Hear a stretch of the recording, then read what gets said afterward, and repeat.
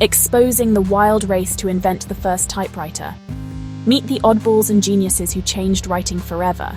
You need to hear this if you love quirky history. Back in the 1800s, writing was slow, messy, and pretty exclusive. Enter Christopher Latham Sholes, a newspaper editor who wanted a machine to write letters as fast as you can think. After dozens of weird prototypes, including one that looked like a piano, Sholes built the first successful typewriter in 1868. Fun fact, the QWERTY keyboard was designed to slow typists down because the early machines jammed if you typed too fast.